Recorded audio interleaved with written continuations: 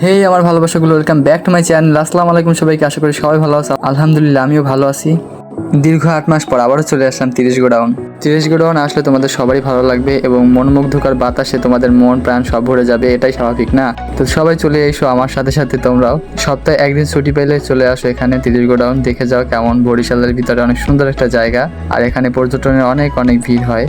আর এখানে সকালে বিকালে দুপুরে রাতে যে সময় আসো না কেন এখানে কাপেলদের দেখবে, আর এই দেখে তোমাদের জেলাসি হবে, এটাই স্বাভাবিক না? আর এত পরিমাণে কাপেল জড়াজড়ি কিস দেওয়া দিয়ে এগুলো করে, আমার তো একদম মাথা নষ্ট হয়ে যায়। এই তো সেদিনকার এই ঘটনা, গেলাম মুক্তিযোদ্ধা পার্কে, ওখানে একটা মেয়ে আর একটা ছেলে কতবার যে কিস দিয়েছে আমার হিসাব নাই রে ভাই।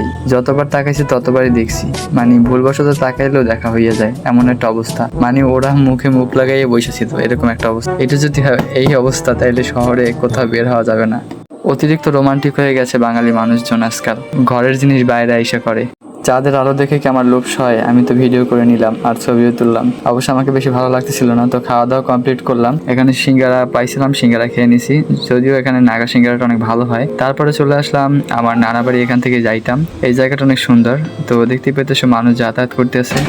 ওপারে আমার নানা বাড়ি, ওইখান থেকে যাওয়া যায়। নানা নানি মরে যাওয়ার পর আর নানা বাড়ি যাওয়া হয় না, বা ওইভাবে আদর আস্তিকও হয় না। আর আমার তো কিছুই নাই বললে, নানা নানি মামা সবই মারা গেছে যারা আপন ছিল। তো আমার অনেক খারাপ লাগে যখন নানা নানির কথা মনে পড়ে বা মামার কথা মনে পড়ে, আসলে অনেক খারাপ লাগে। আর এখানে আসি না অনেক বছর হয়েছে বা অনেক দিন হয়েছে। আর আমার এই শীতের কারণে আমার কেমন যেন ছটফট ছটফট লাগতেছিল। তো আমি তো এমনিতেই তিরিং বিরিং বেশি করি, আরো কয়েকদিন যাবত মনটা খারাপ, তার জন্য আরো বেশি তিরিং বিরিং করছি। তো আমার সাথে যারা দুইজন গেছে তাদের মাথা আমি হ্যাং বানাই দিছি। এটা সবসময় আমার সাথে যে ঘুরতে যাবে তার মাথায় হ্যাং হয়ে যাবে। আমি তো সবসময় হাসাইতে হাসাইতে পেট ব্যথা বানাই দিব সবাই, এই আমার অবস্থা। আর বাতাসে দেখো আমি কি পোস্ট মোস লইয়া মানে উদাই, ওদিকে ভিতরে কিন্তু মনের অবস্থা ভালো না, তারপরও মানে হাইসে হাইসে ভিডিও করতে হবে, এই যে আমার কাহিনী। এদিকে আমার বোনও একটু পোস্ট দিতে আছে, সে ভিডিও করবে, কি সুন্দর, কিন্তু যে তার মেকআপ উইরা যেতে আছে।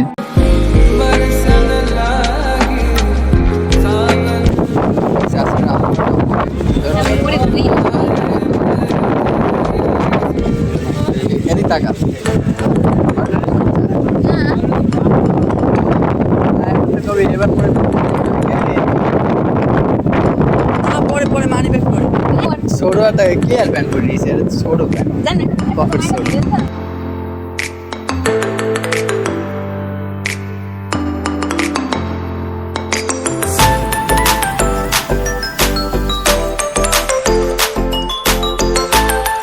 বরিশালটা আসলে অনেক সুন্দর, তার উপরে কোনো বড় বিল্ডিংয়ে উঠলে বোঝা যায়।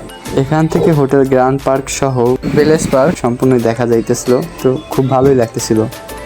তোমাদের কেমন লাগছে কমেন্ট করে জানাবে। আজকের ওয়েদারটা ছিল আসলে অনেক সুন্দর। ভিলেজ পার্কে ঘুরি ঘুরি ফোটা ফোটা বৃষ্টি হতেছিল, আর মুষলধারে বৃষ্টি আসলে পরে ভালো লাগতেছিল অনেক। সবাই অনেক মজা করতেছিল, ভিজতেছিল, ভালোই লাগতেছিল দৃশ্যগুলো। বৃষ্টির সময় যদি তোমরা এই ভিলেজ পার্কে না আসো তাহলে অনেক কিছুই মিস করবা, সত্যি সত্যি মিস করবা। এখানে 50 বছরে 100 বছরের ক্যাকটাসও আছে পুরানো, আরো কত গাছ যে আছে। বৃক্ষ মেলায় যারা এখনো আসো না তারা একবার হলেও ঘুরে যাবা, প্রতি বছর যেটা হয় বঙ্গবন্ধু উদ্যানে। যারা যারা এখনো আসো না তারা একবার হলেও আইসা দেখে যাবা কেমন লাগে। অবশ্যই ভালো লাগবে, তোমাদের কমেন্ট করে জানাবা। আর এই দেখো ছোটবেলার যে দৃশ্যগুলো, ওরা কি সুন্দর মাছ ধরতেছিল, এগুলো আমরা কম বেশি সবাই করছি, হয়তো ছোটবেলার কথা মনে পড়ে যাবে অনেকেই দেখলে পরে। বৃষ্টির ভিতর অনেক কষ্ট করে শুটগুলো করছি আমার ভালোবাসার ফটোগ্রাফির জন্য।